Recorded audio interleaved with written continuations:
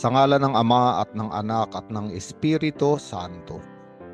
Panginoon, isugo mo ang iyong Espiritu at pagpanibaguhin mo ang muka ng aming mundo.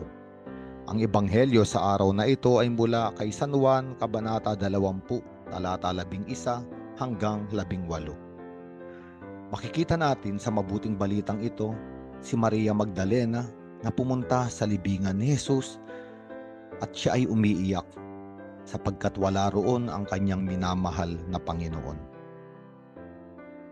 Si Maria Magdalena ay isa sa mga babaeng pinalaya ni Hesukristo mula sa pagkakaalipin. At para kay Maria Magdalena, ang umalipin sa kanya ay 7 malalakas na demonyo. At doon siya kinatagpo ng Panginoon. Doon siya minahal at doon siya iniligtas. Kaya nga si Maria Magdalena ay sumunod na kay Hesukristo. Siya ang babaeng punong-puno ng pagmamahal sapagkat napakalaki ng pinatawad sa kanya at napakalalim ng pagliligtas na kanyang naranasan. Kaya nga sa labas ng libingan, ang babaeng ito na nagmamahal ay lumuluha sapagkat hindi niya makita ang Panginoong kanyang iniibig, ang Panginoong kanyang sinusundan. At sa tagpong ito, tinanong siya ng anghel, "Bakit ka umiiyak, babae?" At sa pag-aakala ni Maria Magdalena, dahil may kumuha sa kanyang Panginoon at hindi niya alam kung saan dinala ang bangkay.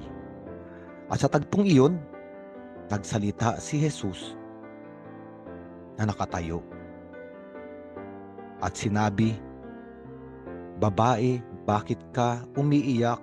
Sino ang hinahanap mo?" Ngunit hindi pa rin nakilala ni Maria Magdalena ang ating Panginoong Jesus. Akala niya ang kausap niya ay ang hardinerong kumuha ng bangkay ng Panginoon. Kaya sabi ni Maria Magdalena, "Ginoo, kung kayo po ang kumuha sa kanya, pakituro nga po ninyo sa akin kung saan ninyo siya dinala at kukunin ko." At muling nagsalita si Jesus, binanggit ang kanyang pangalan, Maria. At doon, nakilala ni Maria Magdalena ang tinig ng Panginoon nung binanggit ang kanyang pangalan. Kaya agad-agad niyang sinabi, Rabuni, na ang ibig sabihin ay guro. At sinabi ni Jesus, "Huwag mo akong hawakan sapagkat hindi pa ako nakakapunta sa Ama. Sa halip pumunta ka sa aking mga kapatid at sabihin mo sa kanila na aakyat ako sa aking Ama at inyong Ama, sa aking Diyos at inyong Diyos." Kaya't si Maria Magdalena ay pumunta sa mga alagad at sinabi sa kanila, "Nakita ko ang Panginoon." At sinabi rin niya sa kanila ang bilin ni Jesus. Isang napakagandang tagpo ng ebanghelyo na nagbibigay diin din sa muling pagkabuhay ng Panginoon at sa larawan ni Maria Magdalena. Na bagamat nasa harapan niya na ang Panginoon, nagsalita na si Jesus ay hindi niya pa rin nakikilala sapagkat nababalot at natatakpan ng luha ang kanyang mga mata. Sa madaling salita, binubulag siya ng kabiguan. Siya ay nasa loob ng kulungan ng kalungkutan. Si Jesus ay nakalabas na sa libingan, ngunit si Maria Magdalena ay nandun pa rin at nakalibing sa sakit na kanyang nararamdaman. Ngunit nung binanggit ni Jesus ang kanyang pangalan, doon nagsimulang maliwanagan si Maria Magdalena at makalabas sa sitwasyon ng kadiliman. Wala itong pinag-iba noong sinabi ni Hesukristo na nakikilala niya ang kanyang mga kawan. Ang bawat tupa ay may pangalan sa puso ng Panginoon.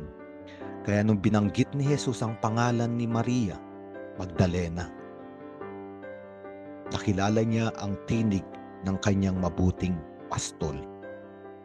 si Maria Magdalena na pumunta sa libingan na balot ng kadiliman. Ngayon ay tumanggap ng liwanag at nakita niya na ang pag-ibig ng kanyang Panginoon ay mas makapangyarihan kaysa sa kamatayan. Ngunit hindi pa tapos ang misyon ni Jesus, kaya sinabi niya kay Maria Magdalena na wag muna siyang hawakan, sapagkat ang Panginoon ay babalik pa sa kanyang ama at ama rin ng sangkatauhan. Kailangang pumunta ni Jesus sa kalangitan upang ipaghanda ang bawat isa sa atin ng silid na mapananahanan.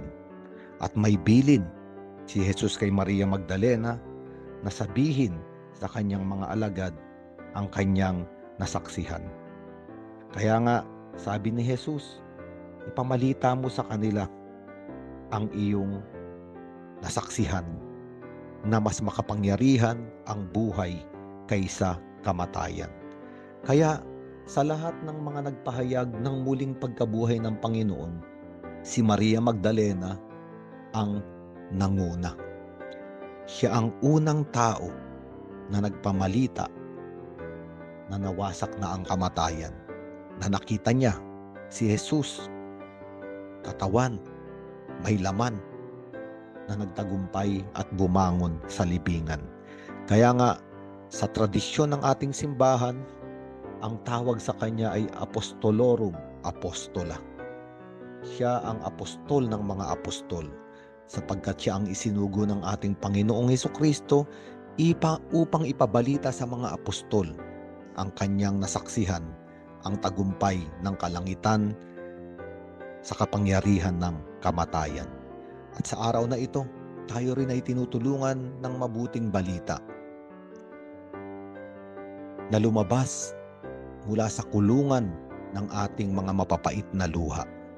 Pakinggan ang tinig ni Jesus na tinatawag ang ating pangalan upang tayo ay palayain sa tanikala ng madilim na kahapon na tila ba mga libingang mas makapangyarihan sa atin. Ngunit ang Panginoon ay mas makapangyarihan sa kung anumang kabigatan, kabiguan ang ating dinadaanan. Binuksan niya ang pintuan ng libingan upang tawagin ang ating mga pangalan. Tayo ay ilabas doon at sumunod sa Kanya, ang ating mabuting pastol, sa bagong buhay na Kanyang iniaalay. Hindi lamang sa buhay sa sanlibutan, higit sa lahat sa Kanyang pinatunguhan, ang buhay kasama ang Kanyang Ama sa kalangitan. Lahat tayo ay doon din tinatawagan. Sa ngalan ng Ama at ng Anak at ng Espiritu Santo.